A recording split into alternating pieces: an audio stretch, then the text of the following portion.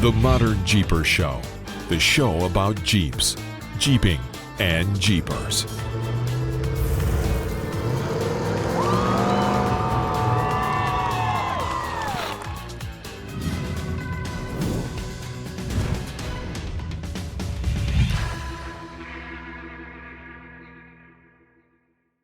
Well, hey, Modern Jeepers, is another episode of the ModernJeeper Show with me, Matson from MotoCloak, and Mr. Modern Jeeper, Corey Osborne. Hey, buddy. Hey, how you doing, big boy? Good. How are you? I'm good, man. Hey, where's Jessy at? She is in the middle of Colorado road construction. She's on her way back from Oklahoma. She ran down there this weekend to see her grandbaby and her daughter, and just to kind of provide another set of hands to handle a newborn. But she's probably going to, I don't know, she'll be back here in about an hour. We'll probably be just finishing up and she'll walk in the door. Right? Oh, that's nice. So we get to see her like for the last little second of it. Yeah. Well, that's good. But she's gonna be tired. She's not gonna want to talk. She's not gonna walk over to sit in her chair. No, she's gonna be. It's you need to pull the chair over next to you, so it's just an empty chair sitting there. It's just an empty chair. I can have like a little picture of her or something here. You know, you guys get the full size ones, just right? Just stand in, right? Yeah, we could do a little, or if she was really a believer, she would be like doing this from wherever she's at with the baby. If she had service right now, she would she would have called in, but no, yeah, okay. Yeah, Oklahoma. Well, that's Oklahoma. Cool. Well, so how you been? Like, what was your weekend like? It was a good weekend. I feel like I'm in the middle of this prep mode, and I actually I'm really, really busy doing absolutely nothing. I don't know what. Well, I can't say nothing because you never do nothing. No, and I'm looking at a bunch of bags and gear over here on the floor in my office, and I'm trying to think. This is kind of funny. So we're getting ready to go to Hump and Bump. We're getting ready for SEMA. We're getting ready for Death Valley. When a number of years ago, when I was in Peru, fortunate enough, went down and hiked the Machu Picchu Trail. I went down there with a single backpack, and that backpack held all the camera gear I needed, 4 days of clothes. I had everything I needed in a backpack. So now we're going to go to Death Valley for 2-3 day trips. And now I need a truck to carry everything. It's kind of dysfunctional. You remember when I started in this business, man, I was just a backpacker, right? So I did the same thing. Everything I needed was in my backpack. And I would load my backpack for all the stuff I took on the Pacific Crest Trail. And I just toss it in the back of the Jeep. And then I go wheel Jeep Jamboree or whatever. And then I pull out my backpack, pull all the stuff out, and right. But at a certain point, you start going like, well, hell, I could fit a tent cot in here. And damn, I could fit a little fire pit, and you'd be like Becker. You could fit a microwave and a generator and a coffee maker, and I got a Keurig. Maybe I can bring that next time. And next thing you know, you're taking all this time just to get set, right? Well, it's going to be good. I think we got a good group coming together. Yes, we need to work out some details on the first one, because for those of you guys, we're going to be doing a whole big ARS thing, like the whole we'll see how it turns out. But you just forwarded a video over to me from our buddy Alex over at Gladiator Brothers. Yeah. That was really good. It always amazes me. We do a lot of these off the cuff, outside the box little trips here and there. And Alex is one of these guys who the whole time he's by himself, and he's setting up cameras, and he's taking the time to capture stuff that, of course, I don't know. I from a guy who likes to capture images and video as well. He just happens to be really good at doing something with it all at the end of the trip. Right. So and it's cool because since he's Spanish is his first language, and he's able to reach out and touch a lot of people that we don't necessarily get to be involved with. And, just this little quick test of some rooftop tents versus a tent on the ground. Really cool. And he did some Morrison Jeep video before this that he does a really good job. And he subtitles everything. And man, to take that time. Because I don't speak Spanish, and I start watching this thing. I'm like, what are you talking about? You know, Yeah. although, you know, we do se habla español. You can call Metal Cloak Yes. se habla español. We have Right. Chris, you know, so in fact, I think I didn't even see the video, but he did an interview with Alex. Like Alex came through here a few months ago, I think it was, and said, Chris, you're the front man. Go do your Yeah, thing. you go talk to this guy. Well, we've been, Well, you know, that was on a trip where we were on the Morrison Jeep Trail, and of course, Ricky from Jeepers Den was there. You know, Mr. South Florida. So he and Alex get together and talk, and I just kind of stand there and go, "You guys just let me know when it's English, and I'll you tell me what you want me to say." Like, just nod. yeah, Okay. okay. No. Right. Dude, there's so much. Cool. There's so much going on. Before we get to our guest, and we have an awesome we have a guest. guest. I mean, isn't it? Yes. We have a guest. We do. It's been a long time. We have a guest. I'm thrilled. Like it's a cool dude too. I mean, and our schedules finally allowed for it. Right. Well, yeah. Finally, for you. It actually takes time. It takes time to actually book a guest and like reach out to him and convince him that he's not going to be wasting his time by talking to a couple of yahoos like us. You know, it takes a bit.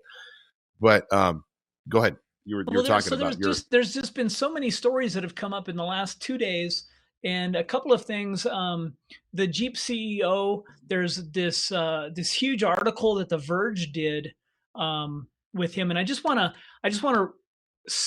want to quickly capture one little phrase he said, and I think it's very interesting. He's talking about the Jeep heritage and where Jeep is going and where he sees that future. And again, this is the CEO for Jeep. He's in the middle of it all, dealing with Stellantis on a global and international level, right? Right. Here's his quote. Think about Jeep today versus what Jeep was just before 2010.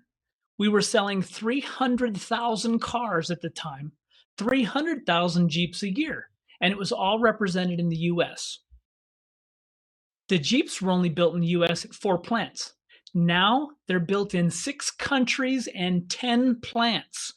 Wow. We sell in more than 110 countries and 5 times more volume than they did 10 years ago. Wow, you don't really think about that. That's years. A lot.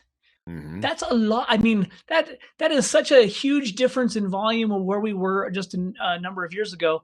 And this is Christian Munier. He's not from the United States. He's lived here for a number of years. Right? Portuguese. Yeah, I don't know where he's from. But there's a great interview. It's on ModernJeeper.com. And at the same time, Stellantis enters in this joint venture with Samsung to make batteries. Interesting. So, and Chris in his interview with The Verge, he talks a lot about Jeep's future and electricity. They go down to the road of 2040, and he actually states in the interview that after 2040, he doesn't think gasoline engines will be manufactured any longer. Ooh. So not from a manufacturer, not from somebody selling cars. Wow. Interesting. So so all of a sudden, all of this information coming out of our industry and the automobile industry itself. It'll be except for the engines being manufactured for all the heavy equipment that has to actually mine out the stuff for the batteries. We'll still have those engines. You're right. Yeah. No, those will all be lithium powered too, I'm guessing. Yeah, I feel like I am stuck in an environment where everybody thinks that electricity is free. We don't talk about any of the costs. We just all talk about once we get there. And he even mentions, right now Tesla doesn't have enough charging stations for the vehicles that are on the road today. Tesla doesn't? Wow. There's not enough charging stations. So picture this. So Thanksgiving holiday, everybody is going to go on their Thanksgiving trip to go see grandma and grandpa and have turkey dinner. And there's not enough people to charge up their cars to get to where they need to go. Well, but that's kind of weird for me because I haven't been on the road lately on a big road trip, but I have never, ever seen more than like 2 or 3 Teslas at a bank. No matter what time of the year it is. Right. So I don't understand that, but I don't know, they're rapid charging stations, right? Like they do it pretty quickly. don't they? And then there's this talk about, will that ever come to some sort of, will it ever become a USB jack? Will everybody have the same plug? Will everybody have the same adapter? Whose charging stations can you use? If I have this Jeep or this car or this rig, can I plug it into a Tesla station? And again, there's an expense, there's a cost. These manufacturers are building these charging stations, but where does that money come from? Well, guess what, Mr. Consumer? You're paying for it. These manufacturers aren't just going, oh, we're going to be really nice, we're going to give you guys free electricity. Yeah, we can't even do that in a home. Right. So, well, I think the plan with Tesla was also to do solar and all that kind of stuff, right? Or you can have those big, giant, beautiful, absolutely gorgeous, beautiful Jeep stations that sit in the middle of the Rubicon Trail with a big solar panel on top, right? That doesn't cost anything. Right. I think this guy that is our guest today, he may be, we could probably put one at his shop. One of those big Jeep charging stations. Right. Well, speaking of that, we probably should introduce him, have him join us. Yes. Hey, so this is exciting one to actually have a guest, because as you guys know, we promised a lot of guests this year, and then we didn't do it, and then we had a lot of times where it's just like, hey, you're just going to listen to me, Corey, and Jessy shooting the shit. But we decided to bring on board a guest, and this is a local guy for us, WFO. You've probably heard the name because they are big, and then in custom rigs. Been around. We'll find out how long they've been around and all that kind of stuff. But Trevor, welcome to the show. How's it going, guys? Doing good, buddy. Man. Doing good. You're like the first guest we've had in how many months? Like a couple of months for sure. It's been a while. It's been a while. So I appreciate you coming on the show and actually like not making us look like total, fools. But welcome. You got one of your rigs there behind you. I'm actually sitting in my garage. This is my 81 Scrambler. Nice. So, for all of you out there, we had to go to his home garage because, to take time out of his shop, which I think you've been bursting out of the seams of that shop for at least the last several years. You can't find a quiet place there. So he was kind enough to go to your garage so it's nice and quiet so we don't hear too much going on. Yeah, we could have done the opposite. I could have just sat out there in the middle of the shop and you would have seen all kinds of action and stuff going on, but might have been a little noisy. Yeah, we just do sign language. Yeah. Well, hey, welcome to the show, man. We really appreciate it. So, we've talked about this. This is just a BS session. Now, Corey, you guys hadn't met before, right? If so, it's been a while, and I have to think it was maybe at King of the Hammers or somewhere like that. I'm not sure. Yeah, because the WFO Brown. I mean, you guys been around. Hell, you've been around longer than we have. When did you open shop? I opened my shop in 2003, so it was definitely before Metal Folk. Yeah. Right about the same time Jen Wright started, and Dave started Poly Performance. So we all kind of hit the ground running at the same time. And you just started out as a pure build shop, right? We were just a pure build shop. We weren't manufacturing anything. We were just building mostly old school CJs. I mean, I even thought that the TJ was just way too new and yuppie when we started the business. And we fought it for as long as we could before we started working on TJs. Well, there's definitely some signature looks out there, right? Your guys' your roll cage, your speaker cans.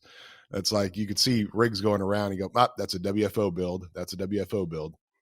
And now we're at the point where we have to spill that style, onto the JLs, the JTs, the JKs, and we're no longer fighting it anymore. So in 2012. 2012, when the JK came out with the better engine, it was like, okay, I'm going to accept these vehicles and let's start working on them. Right. Well, that was it. I mean, being located in Auburn, he's in such a perfect spot.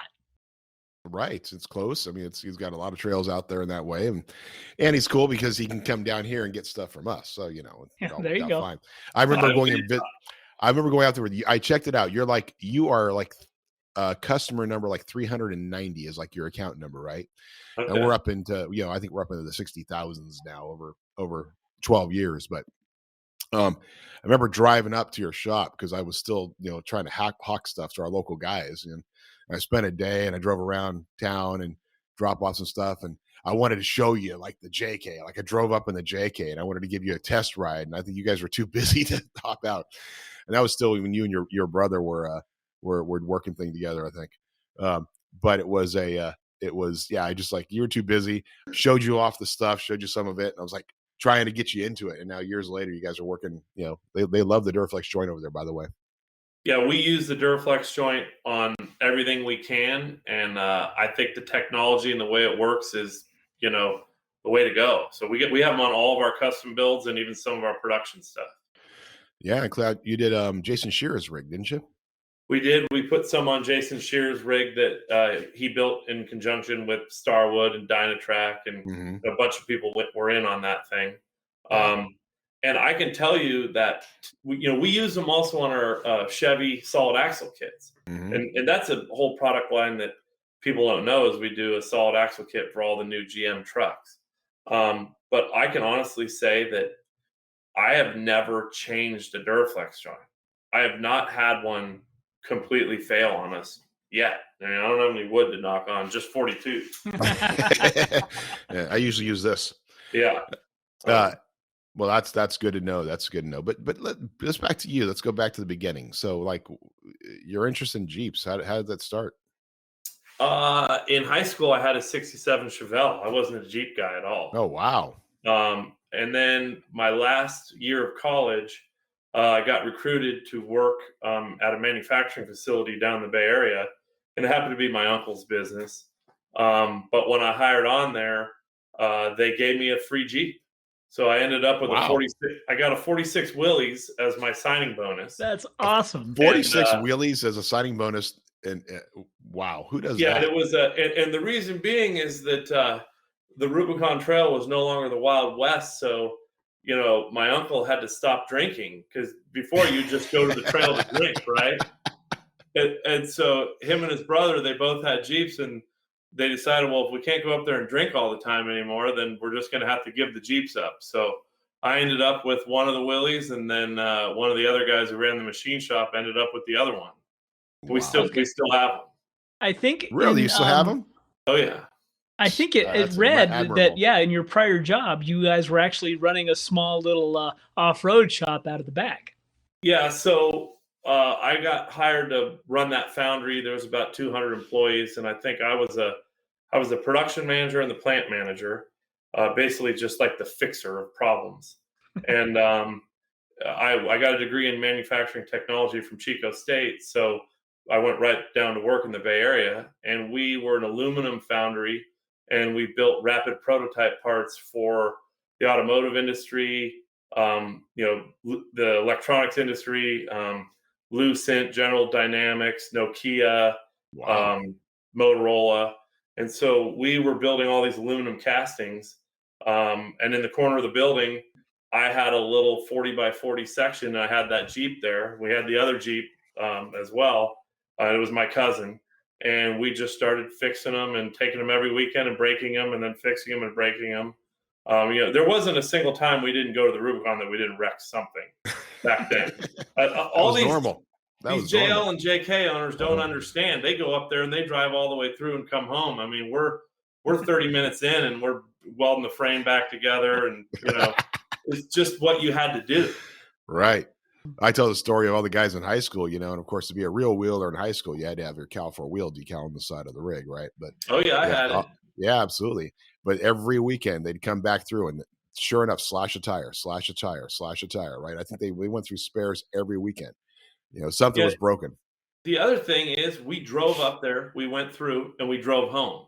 And we were coming from the Bay Area. You're talking a 3.5 hour drive up and a 3.5 hour drive home with a leaf spring duct tape back together and no brakes on two wheels. And, that's just kind of how we figured it out.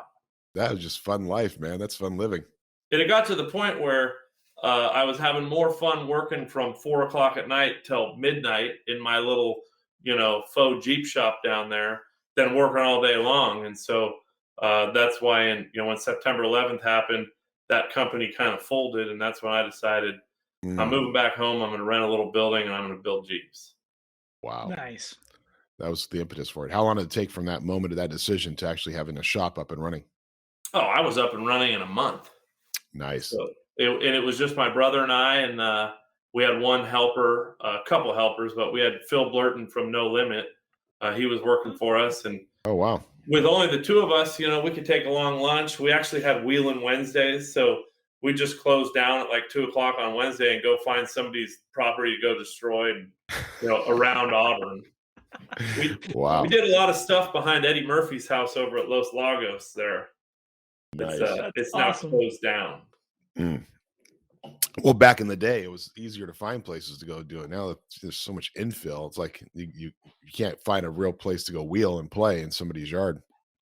Absolutely. Go find the trails. Well, that's awesome. So you start that in after 9/11. So and you start building it up and okay, so why? I mean, obviously WFO, but what was the impetus behind the name? Well, my uncle's Jeep group, they called them WFO and the Rubicon Ramblers, or Rubicon Ramblers, we do it WFO. And obviously we kind of know what that stands for, wide frickin' open. And at that time, that's a family-friendly version. That's a family-friendly version. And that time it was also a dirt bike thing too. So FMF, fast mother effer, WFO was wide frickin' open. That happened, in the 80s. And that was kind of our style of four-wheeling and building Jeeps. And it just took. And it's easy to remember too. Right. Yeah, absolutely. Easy to remember, easy to see. And you see the WFO everywhere. When 2009, I think we first started getting things going here, and WFO was one of the established brands around here. How long before you started building your own stuff? Because you started out doing you're doing the builds, and then at a certain point you started getting brackets and little builder parts that you started creating. It actually started off pretty right away. Our very first product was our Dana 60 double high steer arms for Kingpin. And I had a truck, a full-size Chevy long bed that I took over the Rubicon at that time in the early 2000s. And I needed high steer on it, and the steering box wasn't far enough forward. So the only answer was to relocate the tie rod behind the axle. And that was our first product, and we've sold thousands of those. So It really started from the beginning, but only in the last maybe 6 or 7, maybe 10 years have we ramped up to full-on production and manufacturing and wholesaling to other dealers and to the public. And I got an eBay store, we got the website, we're on Amazon. So it's definitely ramping up now. And is that increasingly a focus for you, or are you still focused on being a build shop that happens to have some products? Well, the easy thing is just to build products and try and sell your products. But I believe that the builds kind of drive the products. And they make you be, right in the market right now. Every time you're doing something new or building a new Jeep, then you can tweak and make a new product or change your old product. So you can be valid right now. Well, but before we started, Trevor and I were having a conversation about just the technology, and he's pretty. I mean, you guys are very technically savvy. You understand what works and what doesn't in the social media environment, and talk a little bit about how. I mean, I think that's very interesting. I don't know if enough shops embrace that. They kind of rely on the word of mouth and somebody going, "Yeah, take it to Joe. He can fix it for you." But you guys you've expanded that quite a bit. Well, we've never paid for any advertising per se. I think I had maybe like an ad in Crawl magazine for a while, when that was valid and everybody was in there. But the real deal is, as everybody knows, you get yourself out on social media these days, and that's where the real marketing is. But what we were talking about was that, maybe a year or two ago, Instagram was the most valid social media platform. And believe it or not, I think YouTube is the next answer here. So we started our YouTube channel a couple of years ago, and it really got a lot of steam at the end of last year. And I would say 50% of the phone calls we get at the shop, they're calling on a YouTube build. Half the calls. That's amazing. Do you do short videos or deep dive videos? I do basically walk around videos of the projects we build, which then gets the customer into our products, because our products are on most of those projects. And some of them are just other people's vehicles that I really like, that I do a walk around video on, and we didn't even do anything to the vehicles. But I feel cool. like the general public's got to see these because they're unique and they're done well. That's awesome. That's cool. That's cool. What a great idea. Maybe Modern Jeeper. And should be and doing it doesn't take a whole lot of time. I think we all get kind of caught up in this whole production of what everybody wants to see, and you need 5 different angles and 4 microphones. So we use an iPhone with microphones, and we try and shoot it on the first clip. That's awesome. And One take we wonder. just keep rolling. If we screw something up, we keep rolling. We edit it in. We make it raw. But if you look at those videos that are on our YouTube channel, there's no editing. It's just one shot all the way through. They're usually 10 to 15 minutes.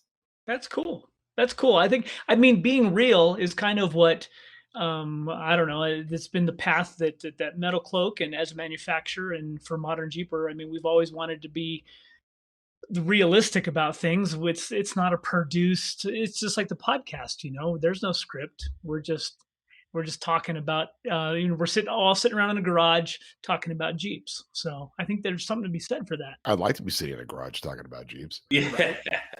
and you can't answer questions to a home builder if you don't know what it's like to build at home. And so when we're building these vehicles every day in the shop, we're learning and understanding all the new stuff about our product and about other people's product. I mean, Metal Cloak's product as well. So when somebody calls and tries to get something from us or order some parts, we know what we're talking about. It's not somebody in a sales office just selling that one product, It's funny. I have 2 windows on my computer that are open right now. Both are YouTube videos, and it's the one from the Stellantis CEO talking about Jeep, and the other one is how to tie a knot out of some rope. So the 2 extremes, right? Where am I going to learn how to tie a knot? I want to learn how to tie a certain knot. I got to go to YouTube to do it. So. Well, you can also go to the WFO YouTube page to learn how to jump a golf cart, apparently. Oh yeah. Yeah. Little 30-second short on from a year ago, golf cart jump crash. Oh yeah, that was a friend of ours in Davis. Yeah.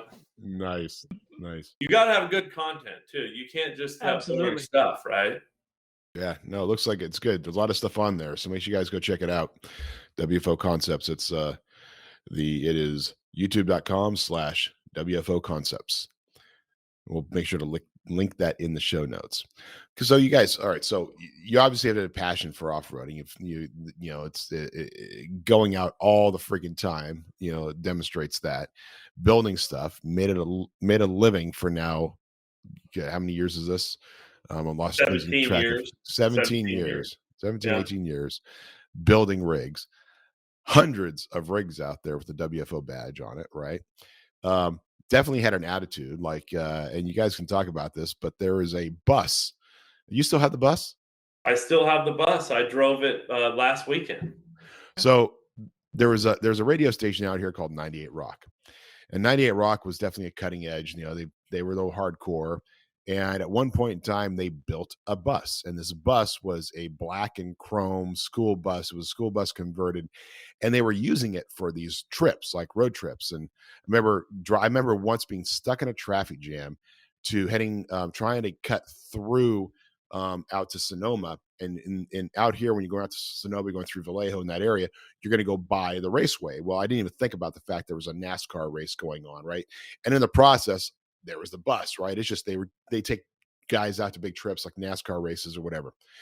Well, and then one day I see this same bus pull up to an event, and it has big WFO on the side of it. So how did you guys end up with that thing? So my dad's in the is a concert promoter, and he used to work at Entercom and did a lot of concerts. And when they kind of decommissioned that bus because the engine blew up, I had the opportunity to buy it. I was in college. I already owned another bus. I had a '68 Bluebird. Wow. A Lodestar that I paid $200 for, and I had it up in college, and we would load 70 of our best friends in it and just get around town, go places. Nice. We took that bus to Vegas for 2000 because the world was going to explode, Right. So we took 30 of us there and parked it on the strip, and the strip was closed, and we partied in it. And so when my dad called me in 03 and said, hey, let's get rid of the yellow bus. I can get you this 73 Bluebird Wander Lodge. It's got a blown engine. I go, I don't know if I can afford that, Dad. I'm just starting out. And he goes, well, it's $500. Wow. So I paid $500 for it. And then I believe it was Scott from All American Tow. I had to get it out of this yard in Folsom, and he took like a standard wrecking tow truck and somehow got the front tires off the ground and towed that thing back to my shop in Auburn. I paid him $500 to tow it. So wow, $1,000 into it. And then somehow I asked around, and they're decommissioning Caterpillar engines, for Tier 3 in California. And I ended up from Jim Dobis Trucking. I got a Caterpillar 3208 and an Allison transmission for $500 as well. So wow, awesome. Then I think I paid a guy $500 to put it in. So maybe I'm $2,000 into the bus. What was the interior like? Was it still? It's a full party interior. It's got wraparound couch and mirrored walls and TV, and it's got a full bar that's always stocked. Ice trays. It's a good time. It's been to the Hammers 6-7 times with 20 people. I've seen it at the Hammers. We tow the trailer with the buggy. The urinal does dump onto the highway.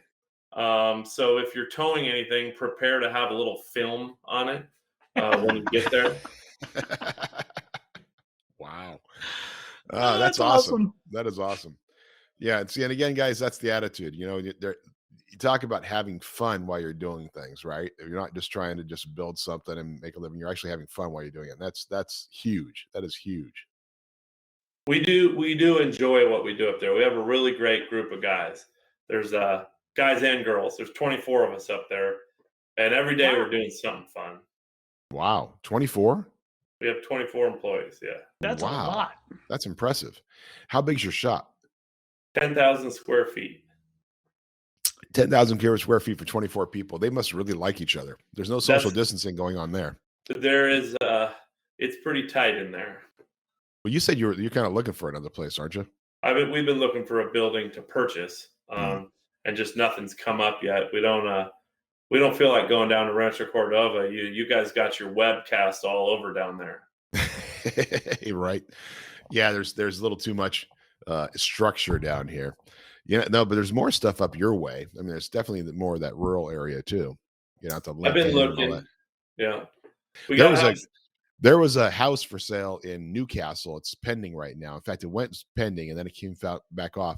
About a 4,000 square foot house on, I think it was something like 10 acres. And it had warehouses on it. It had about 15,000 square feet of warehouse space. Was that the one that had a bunch of shipping containers in a circle too? It had actually had shipping containers on the edge. One of our customers remodeled and sold that house. Oh wow! The only issue is you can't run a business out of somewhere like that. You can't get your deliveries and stuff. I mean, I know that we get a 40-foot truck 2-3 times a day. So wow. Well, that's interesting because you in the pictures you could tell at one end the guy had full on pallet racks and we're all full of product. Oh yeah.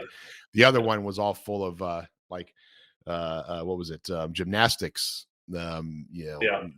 Setup and a full gym and everything else. Like what an ideal setup though, right? Just I'd love to have something like that. Yeah, but I just put all my own toys in the buildings. Right. That's true. That's true. Yeah, I keep looking for a place and how big's your shop out there, Corey? I'm small. I'm 44 long and 32 wide with a 16-foot wall. Yeah, so, but what, 2 rigs in there or what? Oh, I can fit 5 vehicles in there. Fit. But can you get around them once they're in there? Not very much. Not very much. No. But that's winter season coming. That's winter. You park everything in there and you stay out of the snow. Nice. So Trevor, you and your brother, you guys started the business together now, but he's doing his own business these days?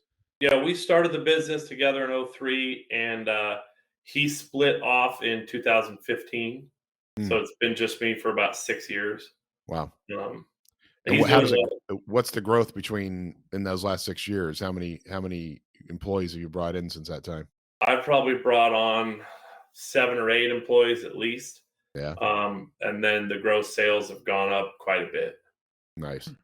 So focusing, because you guys were kind of doing some of the stuff that he was playing with, right? But that kind of created a challenge with a focus on what you were trying to do. Well, we were diverse. We were doing structural steel fab work as well, and like we built all the cars for Google Street View for Google. So wow. we were putting roll cages in Chevy Astro vans and heavy alternator conversions, and we built custom. We were pressing tubes and building custom Dana 44 rear ends for those Astro vans. So I think we built 22 Astro vans for Google. And then that kind of spilled into a lot of structural steel work, and then picked up Tesla as a client. And then we built, my brother designing it and working with us in our shop, we built all kinds of robot bases and fixturing and tool carts and everything for the Tesla plant. And it was getting to the point where the structural steel fab and the Jeep stuff was hard to keep under one roof.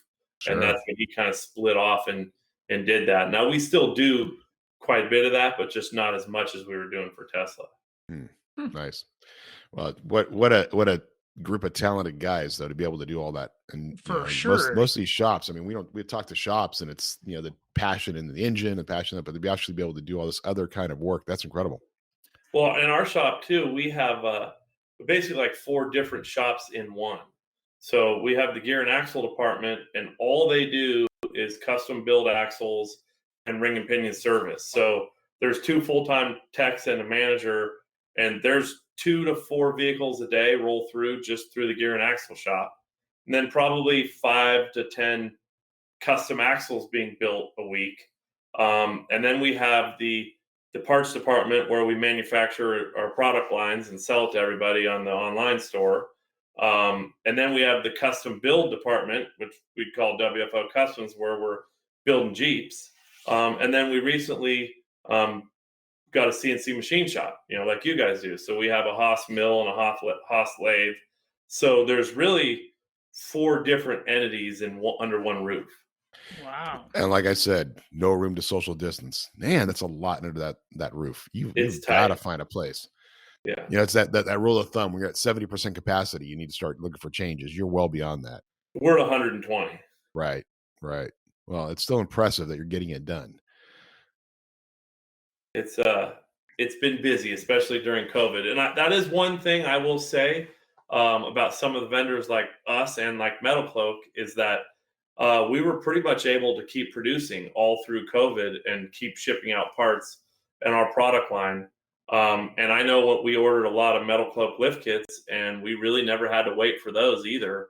So there's some companies that were able to keep up and produce, and some that weren't. And it really started to show who was the most organized in the market, I guess. Yeah, and for all of our friends out there, some of the companies struggling, and we understand why, but we just were fortunate that we were able to make decisions early on and keep the supply chains going. But that being said, we're all struggling now. I mean, now before it was, we all made mistakes. We didn't do our purchasing, or we canceled all of our purchase orders, and that's what everybody did, right? I'm like, the world's going to fall apart. That's not what I did. I actually sent out more purchase orders. Well, that's perfect, because we bet on it. When all of a sudden March happened, it was like, whoa, stop everything. Let's see what's actually going to happen, right? So a lot of the companies out there, Terraflex, all these other guys did the same thing. Whoa, wait a second, let's see what's going to happen. Then when you realize the world's changing, then it was rush out those purchase orders and go, oh, that was a mistake. Let's get it going. So we were pretty fortunate to keep our supply chain going quickly and be able to buy a lot more inventory. Now the challenge is, as you might be experiencing too, is just it's a different supply chain issue. It's the raw materials going through, trying to get the tube you need, trying to get the sheet you need, prices going up on sheet, right? And all the different variables. That's our challenge now, is trying to keep up the volume that we need to get with the basic raw materials, which we're finding out from mills and stuff aren't wanting to produce. Or we put in a PO. This is a fun one. We put in a PO for aluminum tube. Yeah, that'll be coming in February. Then we put another PO in, just because we had constant cycle with putting PO, and that one arrives like a week ago. But we still have a PO out there that's supposed to be delivered in February. We have all the same things happening, and the raw materials are 2 and 3 times. DOM tubing, close to 3 times, sheet steel, 1/4 inch.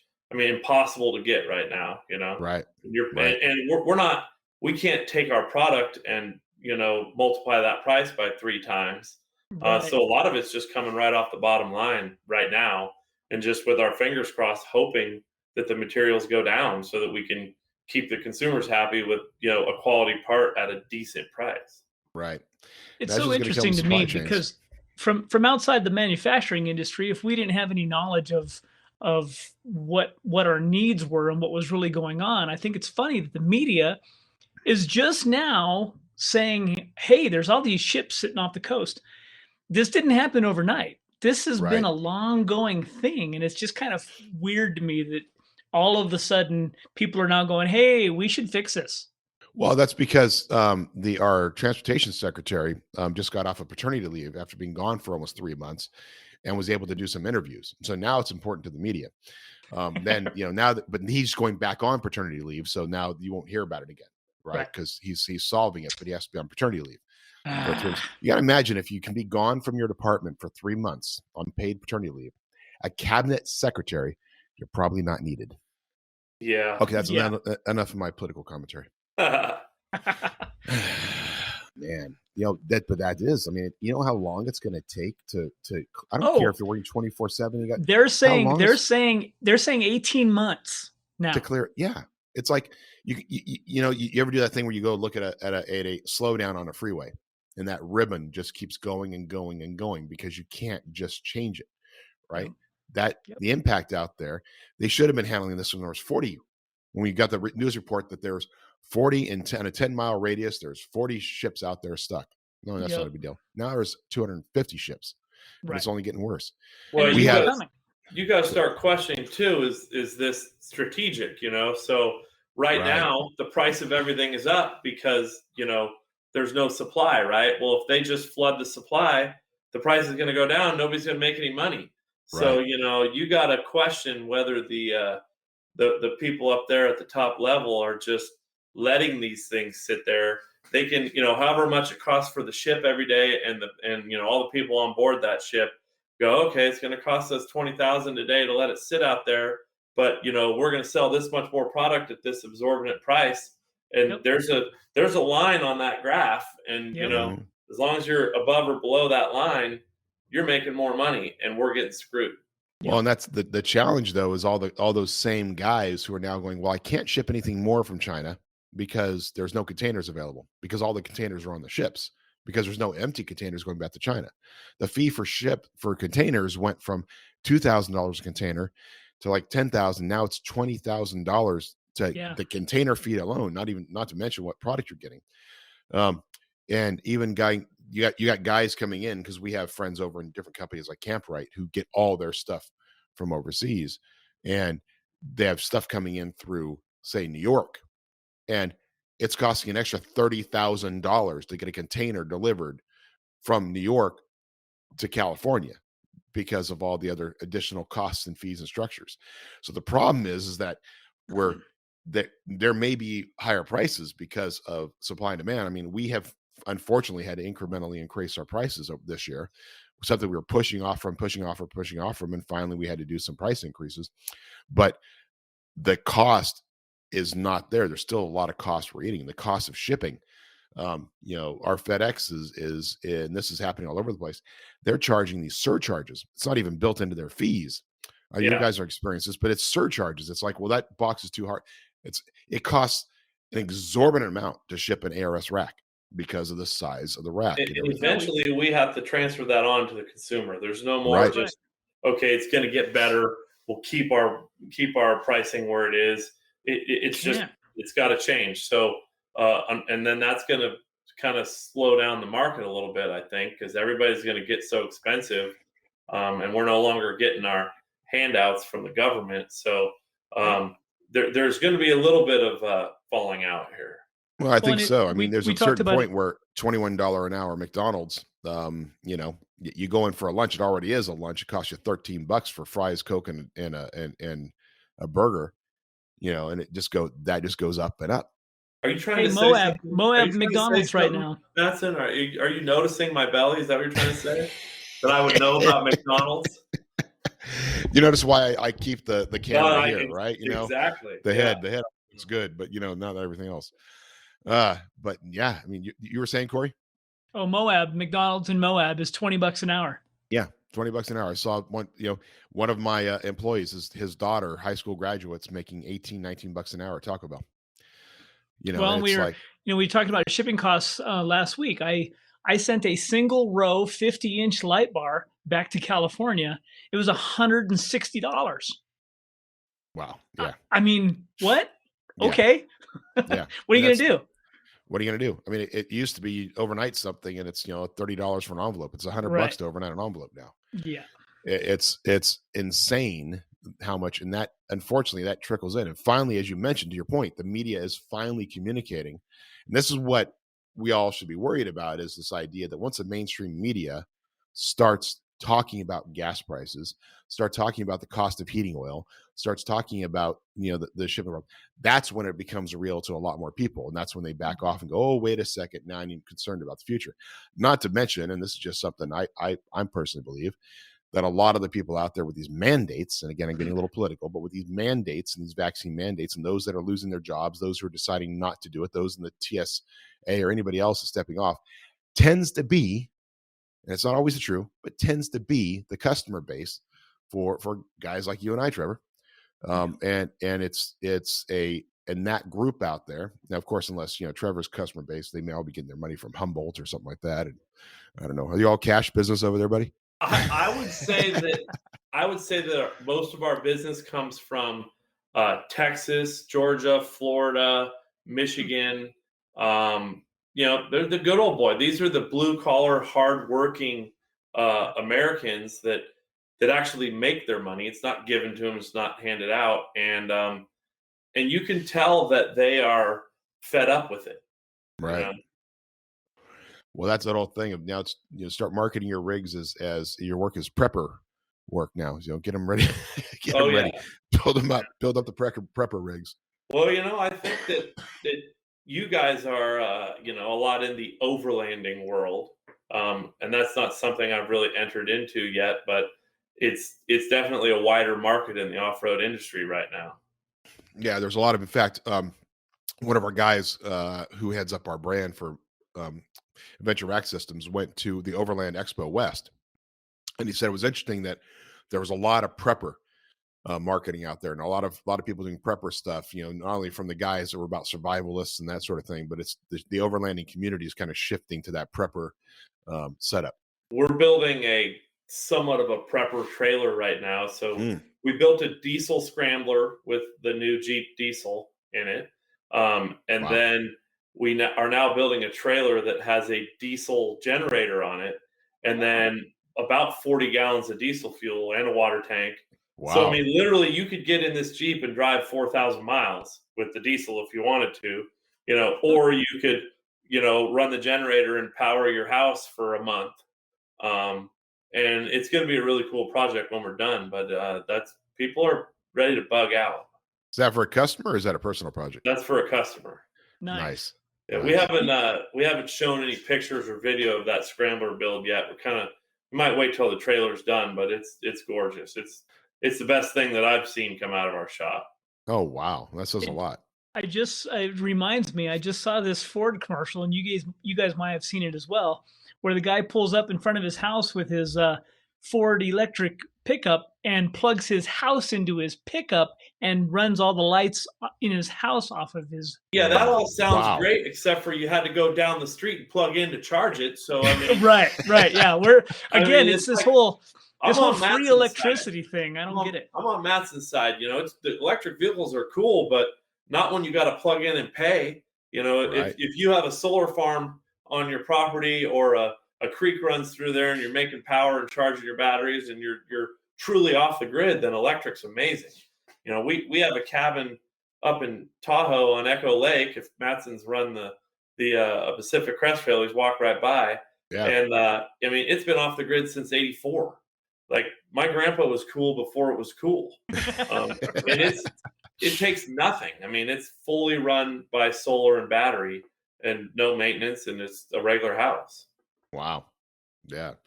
That's we got to get to that point, right? Like, I'm looking for places up in either in the foothills or up towards your area. Actually, we've been looking at houses in the Loomis area. We're looking for property. My wife wants to be off 80. I want to be off 50. So it's an impasse right now. But, the number one thing you look at is, okay, does it have solar yet or not? Because you got to go and you got to do solar. Most of these houses, of course, are running on wells. Most of these houses, yeah, but if they don't have any solar, any storage, any battery storage, yeah, then the solar's no good. Right. Because guess what? When the power's off, you don't have any power.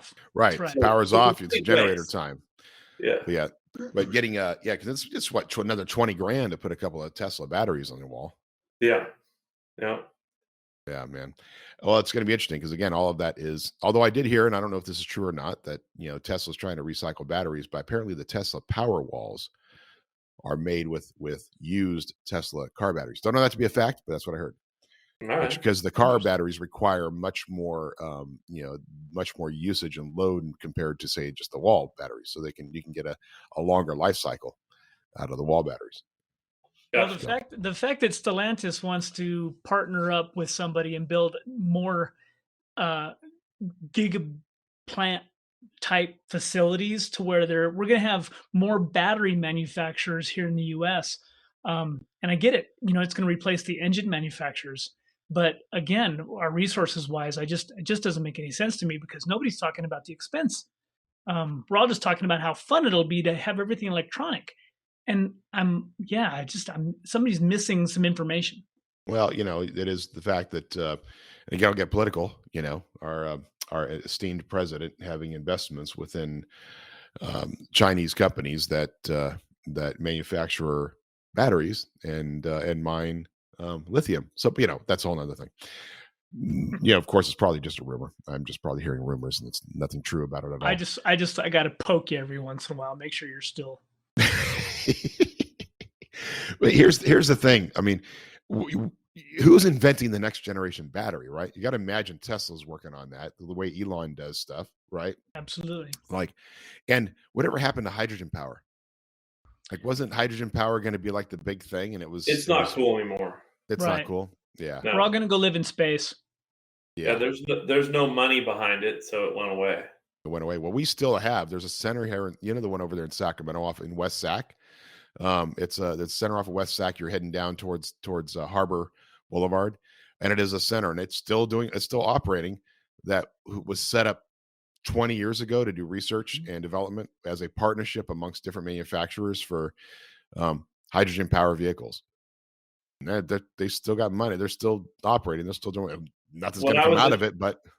When I was at Chico State, that was one of the projects they were working on, and everybody was building all the colleges were competing to build the best hydrogen powered vehicle, and they came out with some really cool stuff, and it's kind of just been pushed away into the corner. Yeah, well, it's not as cool as alternative energies, right.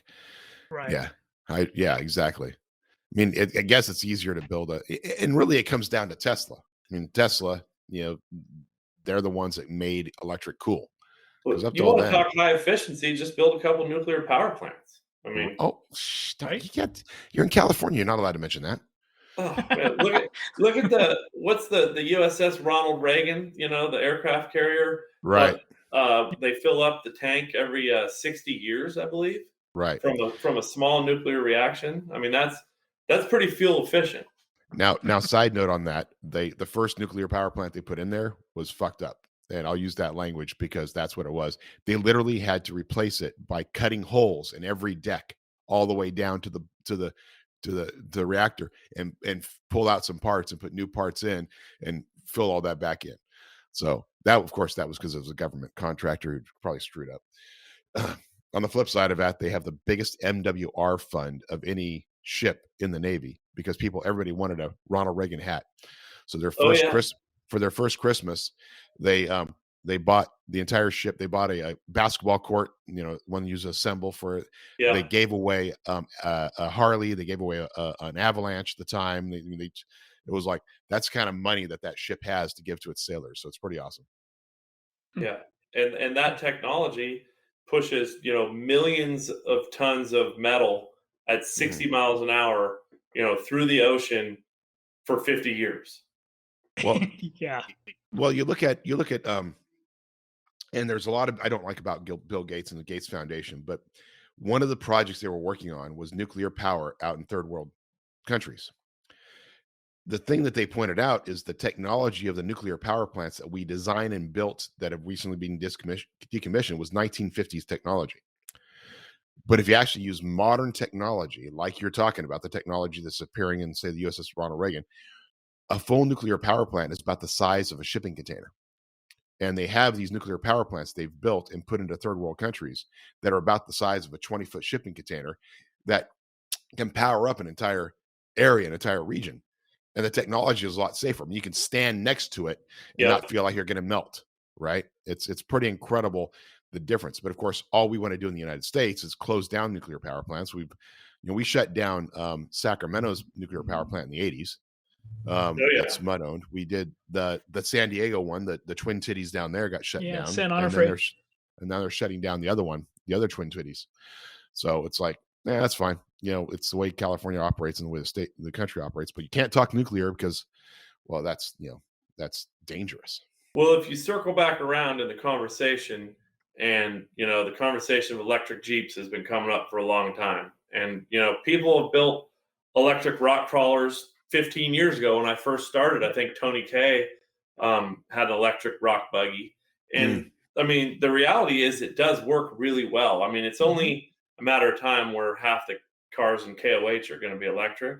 And I do think it's going to be valid, but we're going to have charging stations on these trails. And I mean, all the old timers say it'll never happen. It's not going to be a thing, but you watch in the next 5 years, there's going to be a charging station at Loon Lake. There's going to be one in Rubicon Springs. And I think the electric power is going to do really well in the off-road world. I mean, I think it's going to take a hold, I believe.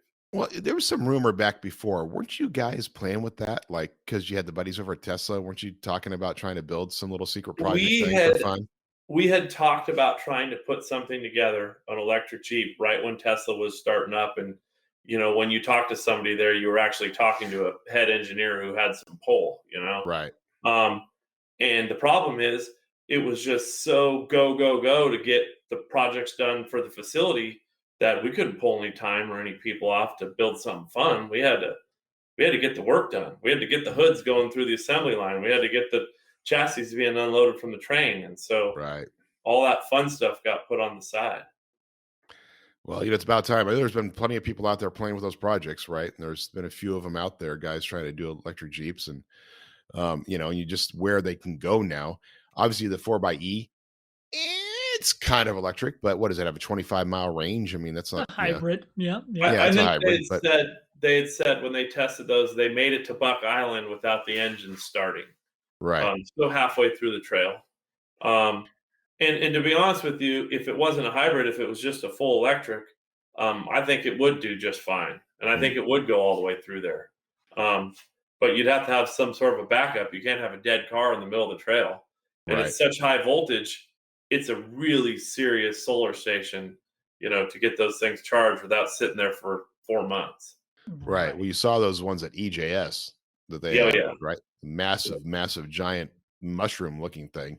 Mm-hmm. That, and I don't know, they're supposed to have those out there at on the Rubicon. Did they ever install that, Corey? Have you any idea? I don't think they did. Yeah. No, are they still going to, or is that just a lot of talk? There's some politics involved. Just a little bit on the Rubicon, really? Yeah. That'd be weird. Right. But I'm not against it. I'm not against it. I think it could be a cool thing in the right application. You got to make it work for more people, right? It just can't be, the one or two guys coming through with it. And it's got to have multiple charging stations, multiple applications, people wanting to go in and then your best development comes from the tinkerers like you who are out there trying to do stuff and make it better and make it better, make it better. Right. And I'm not going to drive something that doesn't have a V8 sound. So that's okay. There has to be a speaker underneath it making engine sounds. Well, the 4xe actually has a speaker at the back. Yeah. Well, and Ford did that. Ford put their sound system and made it sound like there was an engine and all that. And yeah, you should be able to just type plug in one of those Z's and just you can change your sound basis, right? Like just go in there, like, yeah, I want a little more throaty. Put your own custom sound in. Absolutely. Your own. Just change it. Don't even put sound. You just want to have your own personal soundtrack. So as you're going down, it's just like Absolutely. Right, so here we go. Oh man. Well, so some of the quick questions we love to ask our guests, right? For you, and you already kind of talked about some of the builds you're doing, but what was your favorite build you've done over the years?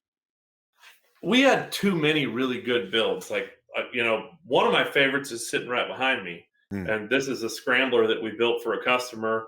And it was absolutely, I was in love with it. And so I kept on begging him to sell it back to me. And so I bought back the build that we built for a customer. So this, it's got a 6-liter LS, 4L60 Atlas, 42s.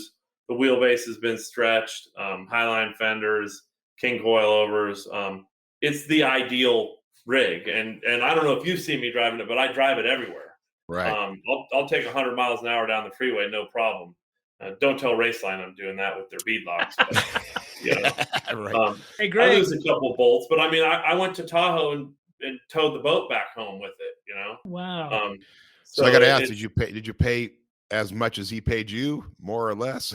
I'm not going to answer that. But we also some of the latest builds is that JL we built for in conjunction with Jason Shearer at Starwood Motors. I mean, the JLs had just come out, and we designed a long arm kit, built it, put 1-tons in it, and had it at Easter Jeep Safari 2 months after the first JL hit the production line. Wow. And there's on the YouTube page, there's actually like a step-by-step build on that one, and we did it in 7 days. And it's not the video condensing it down to 7 days. So from cutting that set of axles out to driving it to Moab, 7 days. And there was stuff that nobody knew about. Nobody knew about the programming. I mean, we worked with Taser before Taser was even a thing. It was the automotive and the transfer case. I mean, we took the case apart and changed these little pawls and gears. And I was talking directly to the engineer at Jeep on how to make that happen because they were having a shifting issue with the transfer cases going into 4-low.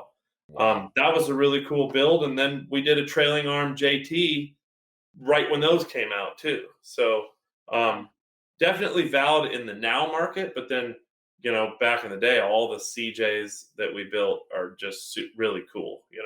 They keep coming back around for service, and you see something you did 15 years ago and you go, well, this is still a complete, valid build, and you could take it to SEMA right now. And it was 15 years ago.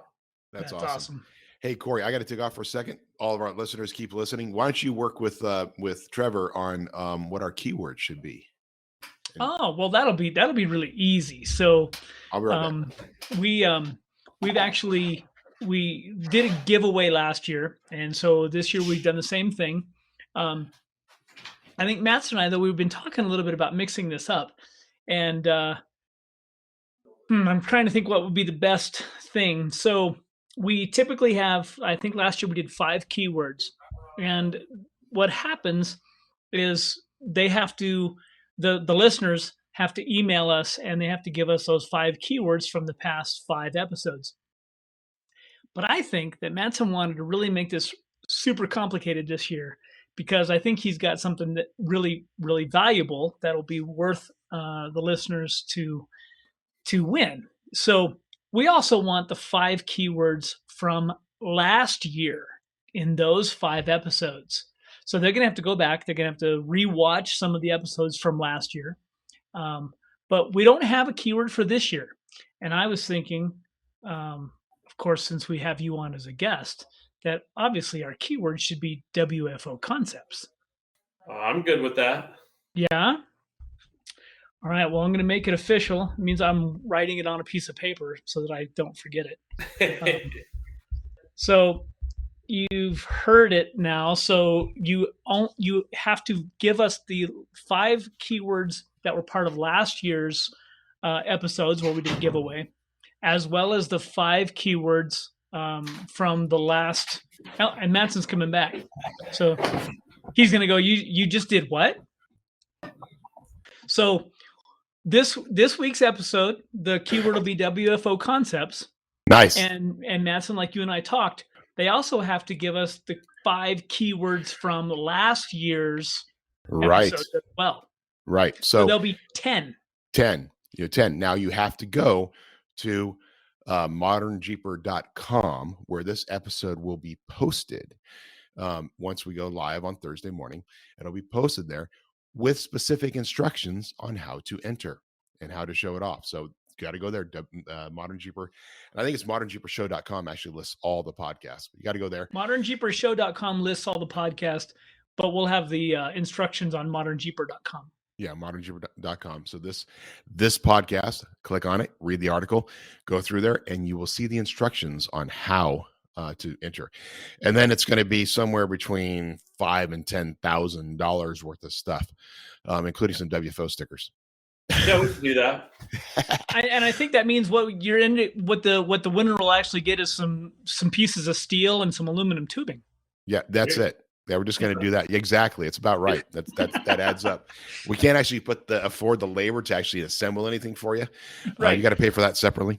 But we're happy to send you some aluminum chunks and, maybe a couple of NFTs. I don't know. Good times. Well, so, hey, I mean, what's, by the way, we didn't even talk about Skills Day. We'll talk about that next week, but we just had our Skills Day, which was fantastic. Haven't done that in almost 2 years. You haven't been out to it yet, have you, Trevor? I have not been out to a Skills Day, but I have some skills. You have skills. And I actually think, and that's one of these rare cases, because we were talking about this last week, that your builds match your skills. So that's good. There are a few of our listeners who probably, and we love all of you, but your skills do not yet match your builds. So that's why we have Skills Day, because you come out and learn. And we had some great people out there. And Skills Day is such a simple thing, because we had 100 rigs out there registered to go out, 30 that had been there before or had some experience, and the other 70 were all brand new novices, no real experience, everything from brand new rigs. We had a built Renegade out there, Grand Cherokee, all out at Prairie City, and these guys going through and just learning, and in a gradient level from the sand pit all the way up to being able to do some of the gunite, what their rigs are capable of, and incredible time. Looking forward to it. We're probably going to do 3 next year.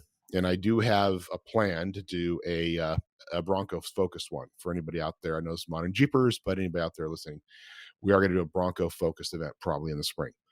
I just think that those guys. Did you guys order a Bronco then?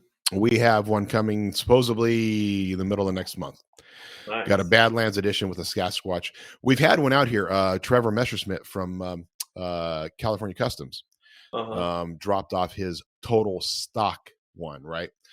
Which it's stock. It was base model, base model. It doesn't even have. I can't wait to cut one up. As soon as I get my hands on one, I'm cutting it to pieces. Absolutely, I bet you. I don't believe in where they went with it, so I can make it. I'm looking forward to the WFO axle swap. Yeah, absolutely. Yeah. That's what I expect. Something like you guys to come out with is that front axle swap. Well, we have a 392 JL that's should have been here a month ago, and we're going to do that one first, and then as soon as the 392 is done, I think it's going to be Bronco time. That's awesome. Well, I'm glad we were able to get our hands on it, on one, to start doing some R&D and see where they really messed up, because they did.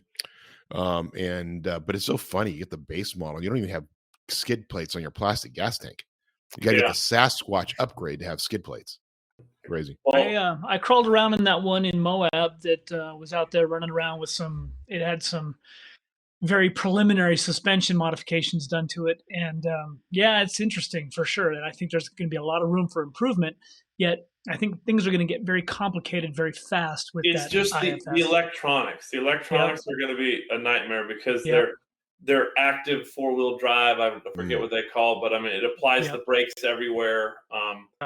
A lot of ABS issues, the electronic steering. So it's going to be tricky, but nothing a plasma cutter and a sledgehammer can't fix right out of the right. gate. Electronics and a sledgehammer, that works good. Yeah, it is funny, because you see there's already been some social media posts. There's a guy out there, with that one that had, his front tires are doing this because the tie rod just snapped, right? And then he actually messed up the entire ring and pinion. in there, Yeah, just that's the totally strip the one of gears. the Diesel brothers, I think, did that Yeah. in Moab. Yeah, but I mean, you could do that with anything. You could have a Dana 60 and slam a boulder and break a tie rod end. It's no big Right. deal. You know, you fix it, you keep going. So, but I took my 18 GMC when we did our solid axle kit. You know, it had 100 miles on it, and I put it up on a rack and just cut the whole thing apart. And so, Nice. I look forward to doing that on the Bronco. Well, we look forward to seeing the documentation of that. Might have just come over and visit just to hang out with some popcorn and watch you do it. Yeah, I got to figure out where to find one because I didn't pre-order. So it could be a year or so before I end up with one. They're taking a while. Yeah, they are. Just like we had to do, we changed it from hard top to soft top just to be able to get it. And then once it's all set, things are settled down, we'll go buy a hard top, put it back on. But that was it. That was the impetus for us to actually get it through, was changing to soft top, which the soft top sucks, by the way. I'm sorry. The soft top, you can stick your hand up like through the soft top inside. Well, you know, the reason my 392 is taking so long is I ordered it with the factory half doors. Like there's just something about a JL with half doors. Yeah. You know, so I got factory and they're like factory matched with factory color matched, come with it in a box in the back, and you can't buy them separate yet. No, gotta buy them. Yep. With the Jeep. So that's the same thing that happened to our buddy John Mock up at Salem when we finally, because we got his 392 kit down here. He drove down from Salem so we could do the R&D on it, do the complete setup. And that was it. That's what he was waiting for was the half doors. So, but it'll happen. What color did you order? Soft uppers. They come with the soft uppers. So you can head out in the morning and be talking on the Bluetooth and be warm. And then in the afternoon, you pop the uppers off, stick them in the back, and you're Jeeping. That's right. That's right. You know, so they won't get scratched up or anything, but you know, hey, just strap them on top and you're good to go. But hey, afterwards, what color did you get? I got white. I mean, my Scrambler's white, so I got white on white, and we got some ideas on the color scheme. It's gonna be pretty nice. Awesome. Look forward to seeing it. And knowing you're going to use every ounce of that 392. I will, and it's obviously going to have our long arm kit. We've already done probably, I don't know, 10 JLs with our long arm kit. So it'll have our long arm kit and 1 tons. Which, by the way, features the Duraflex joint. Which features the Duraflex joint. Absolutely. Absolutely. We gave WFO as a local friend exclusive rights to be able to build a JL long arm kit because we don't yet have one. And they have a great kit and a great setup, but use the Duraflex joints. I can't wait to jump that one too. I'm not going to baby it. Yeah. I don't expect you ever to. Yeah. Otherwise it'd be disappointing. You have to change your company name. The first one we built, we figured out if you just take the front driveline out, you can do burnouts in them. So it lets you with the all-wheel drive transfer case. Right, just take the front drive shaft off. Sure. And then once we put the Dana 60 in it, once the 60 was in it, you just unlock the front hubs and you're full-on white smoking it everywhere you go. Why'd it have to be white smoke? I don't. You know, this is a political show. I try not to. Wow. Well, hey, it has been a great show, though. You know, we got a lot going on, and it's just been great to have you, Trevor. I really appreciate you joining us and tell us a little bit of the history and what's happening over there at WFO. Speaking about what's happening, I got to head back up the hill and make sure everybody's still there. Right? Boss is gone. We're going to play. Absolutely. All right. Hey, Corey, anything else you want to add before we head out? No, I can't wait to get back out to Cali and stop by Trevor's shop and see him. And we're getting ready for Hump and Bump and then SEMA and then Death Valley for a week and a half. So we got a lot going on as well. So, yeah. Wow. That's it. Awesome. Well, our friends out there, Trevor, anything else you want to add before we sign off? I think that's it. Thanks for having me on the show. Hey, our pleasure. So, hey, Modern Jeepers out there, remember to check us out, Matson at MetalClick.com, Corey at MetalClick.com. Jessy, who is not here, you can reach out to her at Jessy at MetalClick.com. Of course, ModernJeeper.com, ModernJeeperAdventures.com, ModernJeeperForum.com to share and learn and all that kinds of stuff. But reach out to us. And if you are watching this, smash that subscribe button. Give us some 5 stars. Give us a thumbs up. Let us know that you love us. And if you make comments and do that kind of stuff, we promise to read them and not to make fun of you. Anything else you have, please reach out to us. And we love to have you be a part of our world. And we can hope we can be a part of your world. So, all Modern Jeepers, we'll see you on the trails. Cheers.